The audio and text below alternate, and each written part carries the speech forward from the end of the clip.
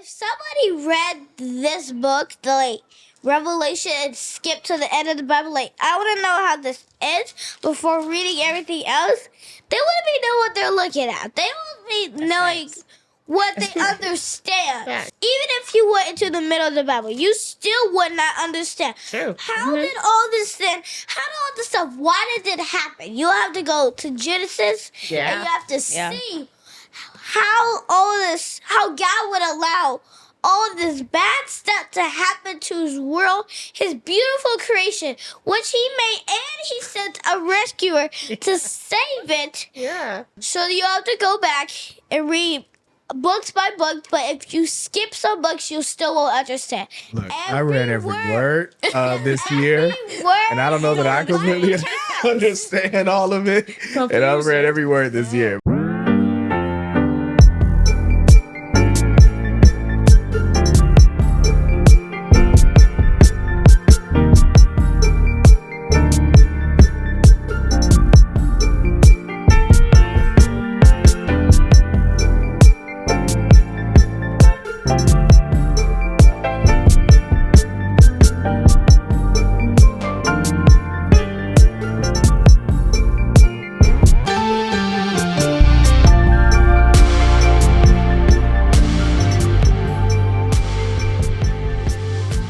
Yo, welcome back to the Vibes Daily Podcast. It is day 359 of our year-long series we have titled Devoted, as we journey through the entire Bible from cover to cover, from Genesis to Revelation. You have joined us here in the book of Revelation, and I am back joined by my wife, Victoria, my daughter, Naomi, and our friend Ayana, who is here as we are bringing the reading plan to a close here at the end of our reading plan in the book of Revelation. Just started Revelation yesterday, so we're kind of right here in the middle of it, in the throes, and get this opportunity to talk about this apocalyptic end times type of literature where the Apostle John has been given this vision, this revelation, as it's named, that reveals a few things to us. So yesterday we talked a little bit more about kind of the churches and what his message was to them.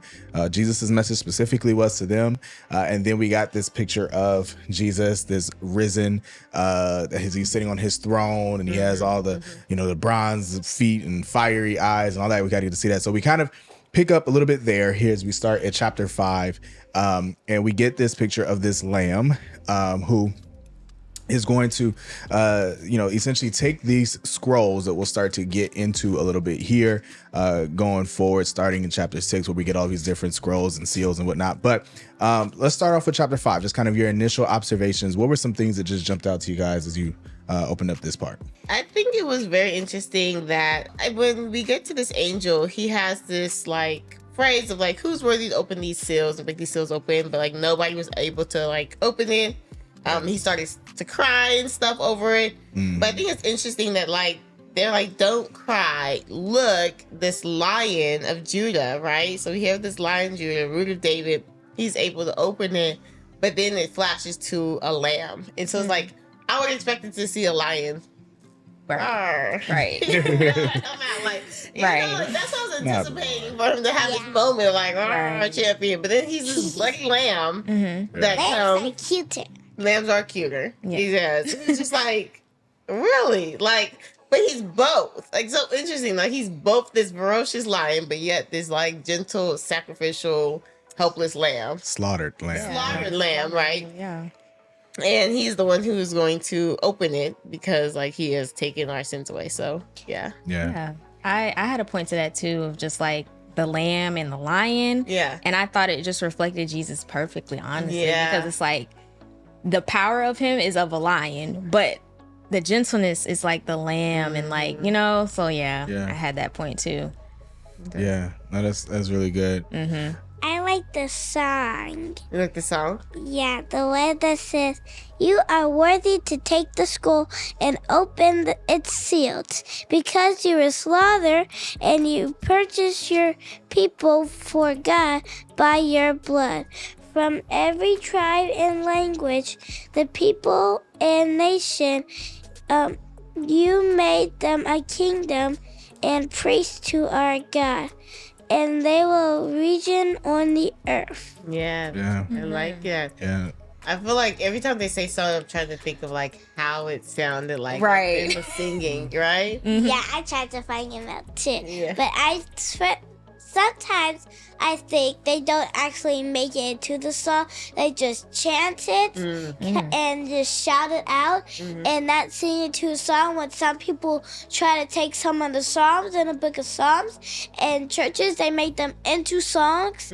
But they're actually, sometimes they might either say it in like a low voice, like in The Chosen, what they were just saying one of the psalms, but they wasn't really singing it. There was a bunch of like voices in the background. I remember that. Or it could be like when I imagine this part, I imagine all the angels in heaven and Jesus sitting on his throne. There's like a big crowd and they're all chanting this like it's a cheerleader chant kind of, but it's like a chant, not a song, but they call it a song. Yeah. Yeah. I can see that. Yeah. For sure. Definitely. That's good. Yeah. That's good. And I think it just, I mean, it makes me think a little bit what we talked about yesterday, just again, how often they kind of fail before Jesus in worship. Yeah. And how they acknowledged it. And, you know, in this particular case, like you said, it's the elders again, which you guys pointed out yesterday. Yeah. But you also have, you know, the angels, and to the point where it's like thousands, and honestly, every living creature, right? Even these 4 living creatures that we get at that last verse in 14, those ones that are, you know, these beastly creatures that he kind of referred to, that all of these things, everything in existence essentially is worshiping him. And they're all crying this out. And like I said, I think it definitely puts in perspective who we serve, like who Jesus is. And, you know, they see him in a much more, I don't want to say like literal or natural, but like, I mean, they visually see who Jesus is, right? In a way. And they choose to bow before him as a result of that. And it's like, we need to have that same, you know, reverence. honor and reverence, you know, for him as well, in the same way that they did. So I also think about the 4 beasts. That reminds me back in the book of Daniel, when Daniel had these bunches of visions with beast. And I think the book of Daniel, why God chose to show beast, is for us to see the beast and be prepared that there will be more beasts in the future, that those beasts in the back in Daniel, those can represent some of the same things in the future in Revelation. So in Daniel, if it describes some of what they were like, it might have, these 4 beasts might have been the same type with the same power. Or they can still look the same, but have different power that Jesus was like. But I was also thinking that the book of Daniel was preparing us that these 4 beasts will show up again, and all the way at the end of the book of the Bible, where it can represent other stuff or the same stuff. That's so good. Yeah. They looked very similar to me too. Like I was like, this feels familiar, Right. Like these beasts. But isn't it interesting that like all of this is happening from Daniel to Revelation, whenever that time is going to be, right? Like all this is happening in the heavenly realms, and we just have no idea. Yeah. Like we have no idea. Like they are operating all the time. They're around. Like they're here. They're already in. They're in heaven right now, Yeah. next to Jesus. Yes. They're actually looking at us doing this video right now. Yeah. Right. Like, Talking about Literally. them. literally. he said talking about this. Like literally. And like we have no idea like how little are we? And out of control are we when we have all this? I mean, I was about to point out in verse 8 how he says that there's this bowl filled with incense, which are the prayers of the saints. And so it's like when I pray, They go to that bowl. they go into that bowl, and it's and like, they will get poured out down. yeah, it's like a pleasing aroma to the Lord, right? Like an incense is something that is supposed to be like, you know, setting the atmosphere like really pleasant, and like that the Lord is delighted. That's what it to me felt like he was delighted in our prayers. Like that just was like a pleasing atmosphere for him. Yeah. When I read about all that was happening in heaven and I can't see it, For a long time, I was thought we are pretty big and not so much smaller than God himself, because he came down as a human. We're smaller than him, but not too much small. We're not that small compared to him. I've been thinking it's like Judah compared to you, Mommy. Okay, yeah. But when I realized that all this is happening in here, that's right above my head every day, that's not maybe not all the stuff with the trumpets and the bolts coming down yet, but all this praise that's coming in heaven, all these beats, everything, they're all up there, and I don't even know what's happening. I can't hear it, so that must mean he's so big. Yeah. We're like a grain of sand compared to Goliath. Literally. Like, Yeah. like a giant taller than Goliath. Yeah. And we're like that grain of sand. Yeah. Or we're like that cell that can fit like over 100 on that grain of sand. 2,500. Yeah, 2,500. Yep. That's good. Yeah, I think that's grateful for that insight, because I think you're right. It helps us to process what we're reading. I think there's a part that, like, if we just read Revelation by itself, it would feel a little more far-fetched or a little more like unlikely. But as you said, when generations before Daniel writes something like this, and Ezekiel writes something like this, and like you're just seeing time and time again, Isaiah writes some similar things. Like, when you see that, you're like, oh, okay, okay, either they're all crazy, right? Or they all have seen the same thing, right? Kind of over and over, and you're seeing that. So yeah, that's awesome. But what we get to ultimately are the seals, right? And so that's what was handed to him, as you said, once we found that he's worthy, essentially. And each seal has like a different deliverer or so. And, you got a white horse and a fiery red one and some other things. But and a pale green one. Yep. So what jumped out to you guys here in chapter 6 as these seals are delivered here? For me, in verses 10 and 11, or 10 through 11, it says, like, they cried out in a loud voice, and they were given the white robe, and he was like, just rest a little while longer. So it just kind of, it gives me a few points. So it reminds me, one, of like how we're set apart, and also being set apart, we're also seen as like victorious in God's eyes, because he's victorious. So that white robe is almost like a reminder and a comfort at the same time to them, like, just hold on a little minute. I got you. You're good, kind of thing. And I thought that was really good. So That's good. I think in verse 12, when he opens the sixth seal, an earthquake happens, and the sun turns black like a sackcloth. I can't imagine looking at this really bright sun that you shouldn't look at, or it could mess up your eyes. Thinking of that bright, hot gas turning completely black. Like, it's like looking at a cloth, a black cloth. It's all black, and then what it says here, that it's like, then it says the moon became like blood. The whole entire moon became blood. Think of this moon that we can see at night, which is our night light, that God gave us, turning red into blood, and like, it's so confusing, amazing, and powerful at the same time. And blood? What? This hard, big crater made out of rocks and stuff turns into blood. And then the stars of heaven fell to earth. There is so many stars, thousands of stars, and they've been up there for thousands and thousands and thousands of years. And now all of a sudden they're falling. They're falling straight down to earth. And it's stars are made out of hot gas and like fireballs.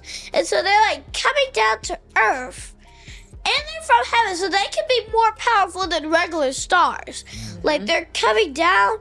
It could burn up the whole earth, but I can't imagine sitting out on the grass, looking at the stars, and them all falling down. Yeah. Yeah. Yeah. There'll be some scary times for sure. So this one earthquake can make the sun turn to blood, make the moon, no, not the sun turn to blood, make the sun black, and make the moon turn to blood, the stars fall down, and the fruits fall to the ground from a tree when they're not ready to be picked. Yeah. I've went apple picking before when their apples are ripe, that they're easier to pick off because they're heavier.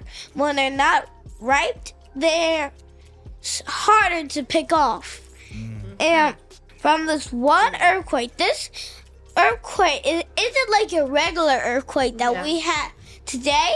Right. It's so much more powerful. It's amazing. And it's only person that can make all these things happen is the Lamb. It's the Lamb. Right. Yeah. Yeah. It's so Like- crazy that like when I was looking at this is like how much authority they were given in like these seals, right? The like the things that can happen, like taking peace from the earth. I was like, wait, peace? Like Yes, Right. like this is interesting stuff that's being taken. Like peace comes from the earth. Like here we were looking and he said something about like don't harm the oil and the wine. I have no clue what they're talking about there. What? Like what's happening there. But then there's like a has authority to kill by sword or famine, by plague and wild animals. And so I'm just thinking back on all the things that they're listing here in the different seals. Yeah. And to me, it seems like, wow, I don't have authority really over anything like that intense, right? Like with that much gravity. yeah, it's so It's so much. interesting. It is. If somebody read this book, the like Revelation, and skipped to the end of the Bible, like I want to know how this ends before reading everything else, they wouldn't be know what they're looking at. They wouldn't be knowing what they understand. Facts. Right. So you have to go. Even if you went into the middle of the Bible, you still would not understand. True. How did all this then? How did all this stuff? Why did it happen? You have to go to Genesis, Yeah. and you have to Yeah. see how all this, how God would allow all this bad stuff to happen to His world, His beautiful creation, which He made, and He sent a rescuer to save it. Yeah. Why would He let this happen? Yeah. So you have to go back and read books by book, but if you skip some books, you still won't understand. Look, I read every word this year, Every word and I don't know that I completely understand all of it. And I've read every word this year, but no, that's really good. You And still don't understand it if you've been reading this Bible for years. yeah, That's it's very true. true. Yeah, That's and true. and like I said, that's really good. I think I appreciate kind of these seals. Like the part that really just jumped out to me is I can understand why some people will read this and wonder if we are living in some of these times, right? Because as we'll get to some of these others, like even just like listening to this quarter of the world, I'll never forget, man. Like during 2020, like when the pandemic was happening, Yeah. and like that was really only one of the things that was going on that year, right? Like Yeah. it was. Yeah. We had all sorts of just, there was racial tension. There was, like people dying from all sorts of things outside of just COVID. But like literally we were losing almost like a quarter of the world's population. Like, I mean, that's Yes. extreme, but like we were losing a lot of people. Yeah. And so when I see this, where it's just like, yeah, they're giving authority over the fourth of the earth to kill by the sword, by famine, by plague, by wild animals. Like I'm sitting there like this, I can understand. Like Yeah. this is what it feels like is happening, right? At least at that time. And so, we'll get into some other things that feel that way too, but I can understand why it does seem like, okay, are we in this right now? Is this Right. happening? And trying to get that, but I think the big picture, one thing is just in general, an understanding about reading prophetic language or prophetic literature, apocalyptic literature. It's not necessarily written like chronologically, right? So it's important to just kind of think that like I don't just start at Revelation 1 and then these things are gonna happen in this order, right? In this way. But that the vision, what it's revealed to him, is revealed in parts, and he kind of writes it in parts, and those kind of things. And so, so like I said, this could be happening right now. This could be something that's happening years from now, right? Those kind of things. Yes. And seeing it that way. But, we get to 7, and we'll jump to 7 and kind of get this last seal, which really deals with the tribe of Israel specifically. And it's probably more metaphorical, not it's literally Israelites here, but it does give 12,000 from each of these tribes. We talked about the significance of some of these numbers earlier with the number 7. 12 is a significant number in the Bible, usually dealing with like order and government and structures, so like completion. So that's why there's 12 tribes. That's why you also see 12 even like the priests, there's 12 disciples. Like usually it was like order and government and structure in that way that you got 12, but it's those 12 times, essentially 12,000 times 12 that gets these 144,000 that are sealed from the Israelites specifically. And then we get the multitude thereafter. But what jumps out to you guys here in chapter 7? For me, it was verse 14 that says, "These are the ones coming out of the great tribulation. They washed their robes and made them white in the blood of the Lamb." So what stuck out to me was they washed them and made them white in the blood of the Lamb. In blood, right? In blood. Red. In blood. That sounds disgusting. And so, like, I just started thinking about it. I'm like, this a powerful, like, image. Yeah. You know? And it's like, but it's also being washed in blood, but it's also making it pure. Yeah. Like, that stuck out to me a lot. Like, that's deep. Yeah. That's It deep. is. It is. I didn't even catch that. I had that, like, I reread, I was like, wait a minute, let me go back. It should come back out red. Yeah, It should come exactly. back. I don't know. What, Right. The OxyClean you got in there, like, what's Not the happening? OxyClean. You funny, mommy. What in verse 13, it said, "Then one of the elders asked me, 'Who are these people in white robes, and where did they come from?'" And verse 14, it says, "I said to him, 'Sir, you know.'" Why would this person ask somebody a question that he already knows the answer to? So when I first read this, I was confused. When I read it again, I was like, maybe this is a test. But Come on. All right. then it said, then he told me, "These are the ones coming out of the great, what's this word? Tribulation. They washed their robes and made them white in blood of the Lamb." So if he knows every word of it, if he knows who these people are, he asks John, which he hasn't seen this vision ever before. He does not. I've been thinking that, does John know what is happening around him? What is this for? Yeah. But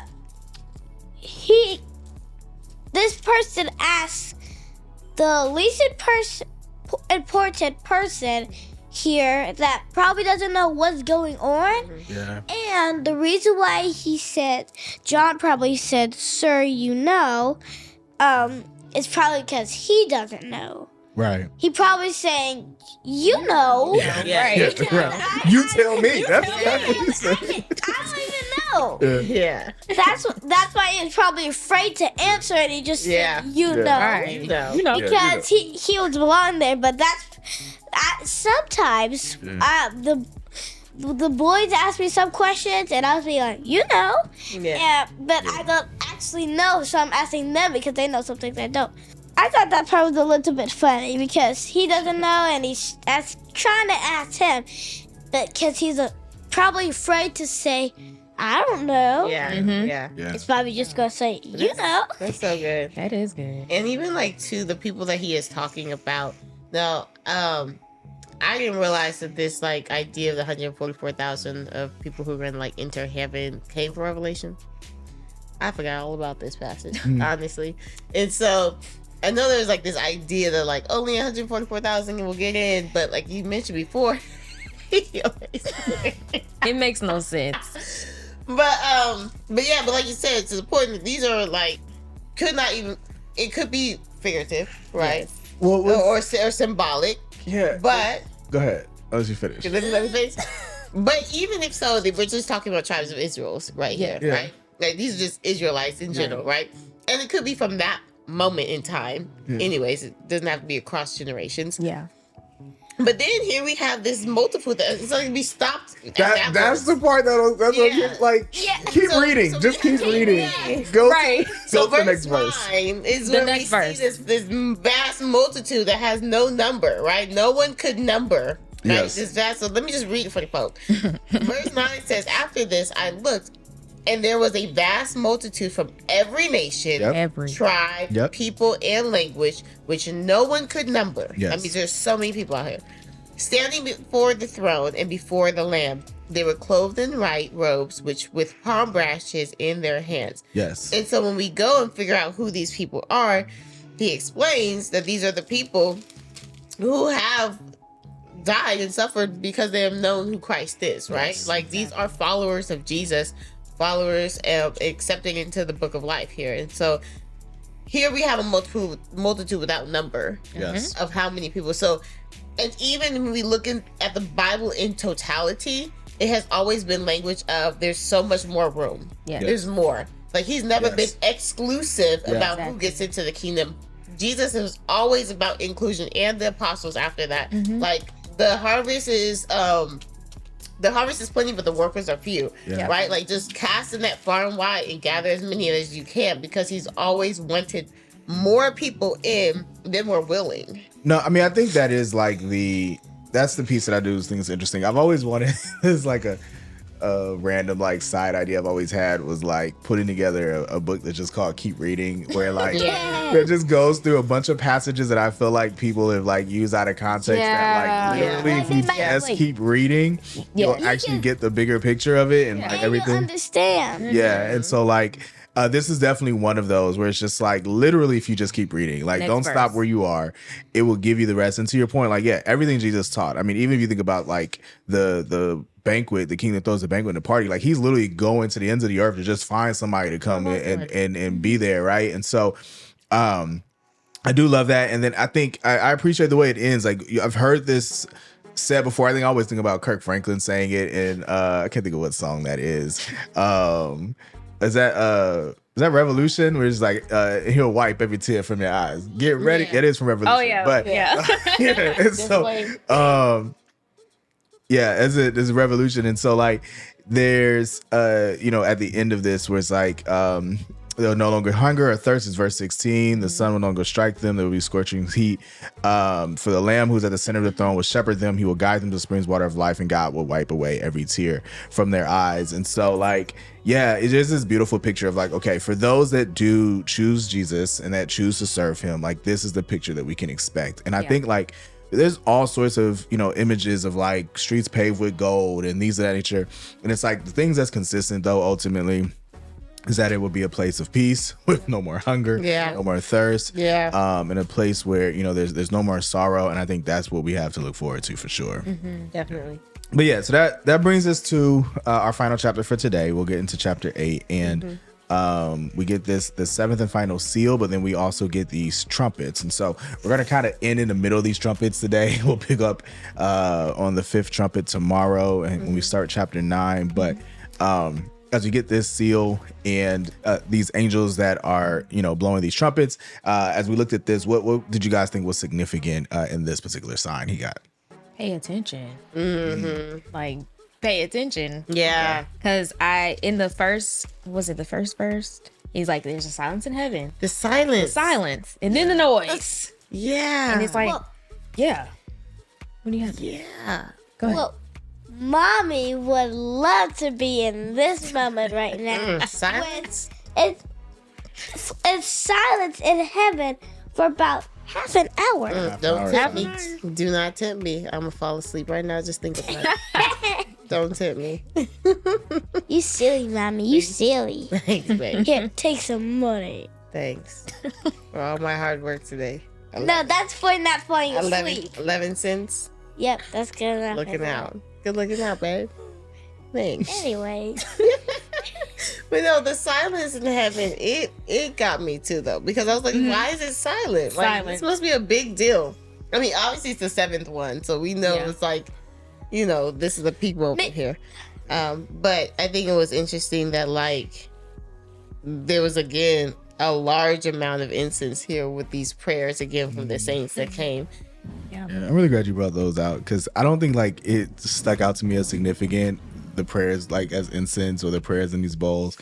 But like I do think now that you've pointed that out twice here in our reading, it does give me a different perspective of like when we pray and just like again just the one how he receives it and all those things that like I don't know, it's humbling, but it's also just it feels special now. I don't know. It's very interesting. But I did think that what's interesting to me about the silence is because honestly, after reading this, it does feel like the silence is more the anomaly. Yeah, it sounds busy up there. Because they're constantly praising, they're constantly shouting, they're constantly singing, they're blowing trumpets, they're chanting. The wings are making noise. Wings is making noise, right?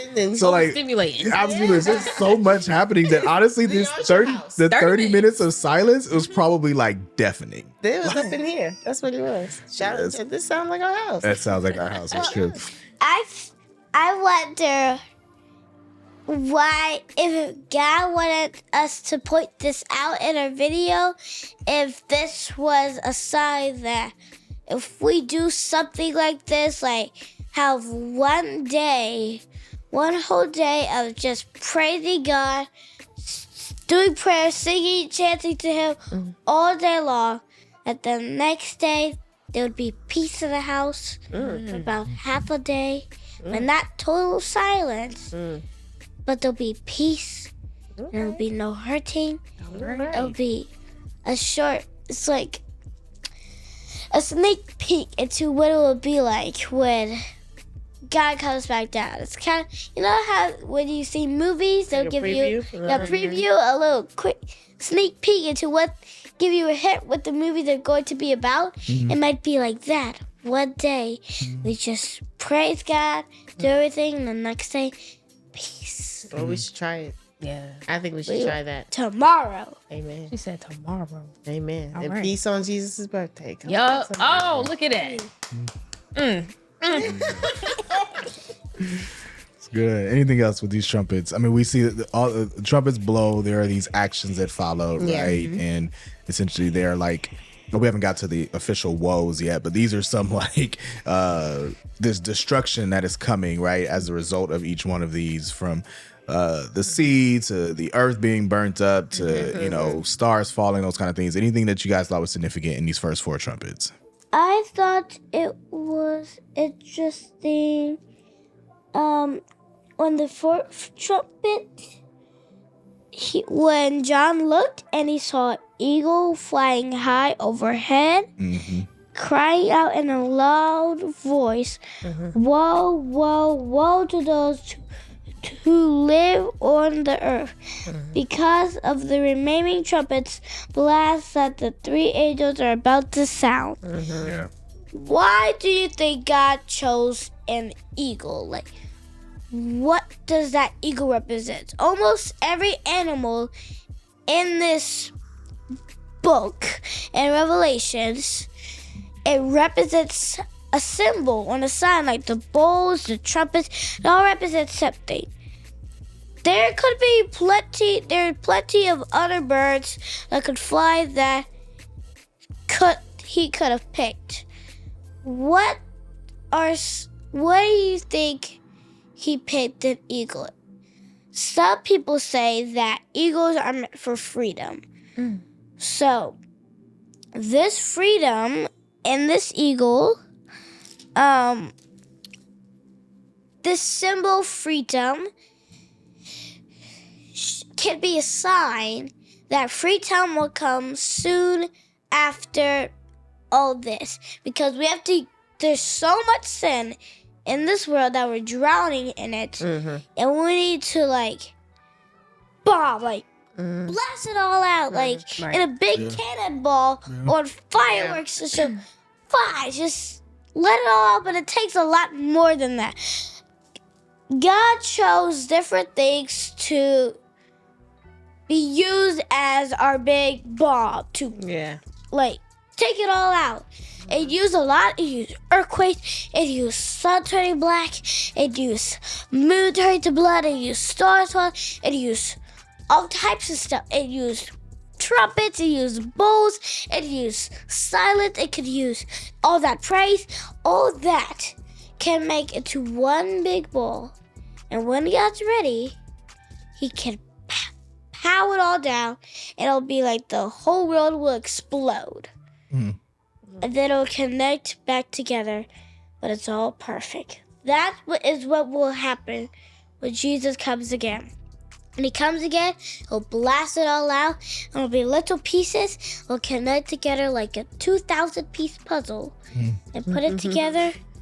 And you can see that these puzzle pieces have changed to make a new world. Yeah. Yeah. Yeah, I think it was so interesting as you were talking though. It did remind me of like each of these trumpets that are blasted, that something happens to the actual earth, right? Yes. Like these first four that we see, like, and it reminded me of creation, right? Like, and when creation was formed, it was first like the establishment of the environment, and now it seems like it is the tearing down of this environment, right? But it's all these things here that symbolize creation of the earth. But then when we get to these next ones, which will be tomorrow, though, it has more so to do with humanity, right? Like people, and like how the people are going to be destroyed. And so that's why this whoa to the people who are still on earth, right? Like to those who live on this earth, because now these blasts aren't against the earth itself. It's going to be against you guys. And so I think that was interesting, and we'll get there tomorrow. But it was like they said, the slow deconstruction of the world before, which you'll see later in Revelation, the new coming of the new earth, New Jerusalem. Yeah, it's really good. Yeah. Well, that brings us to the end of today's reading in our 4 chapters today. I said a little bit, gave us a little bit of a preview into tomorrow and what we'll get into kind of as we finish out these trumpets, and a lot more to go. It is just beginning. Really, as far as It's It's like Revelation. the whole world is beginning all over again. Yeah. Yes. So It's there's- like creation. There's a little bit more. So stick with us. We'll continue kind of through this. But again, we appreciate you joining us today on the Vibes Daily Podcast. Come back and see us tomorrow. We'll pick up on chapter 9. But until then, take care. Bye. Thank you for joining us for the Vibes Daily Podcast. Be sure to like, comment, and subscribe on your favorite podcast platform, or download our favorite, the Vibes Church app. Visit vibes.church/devoted for additional episodes, notes, details, and the latest merch. Join us next time as we continue our journey through the Bible. Take good care.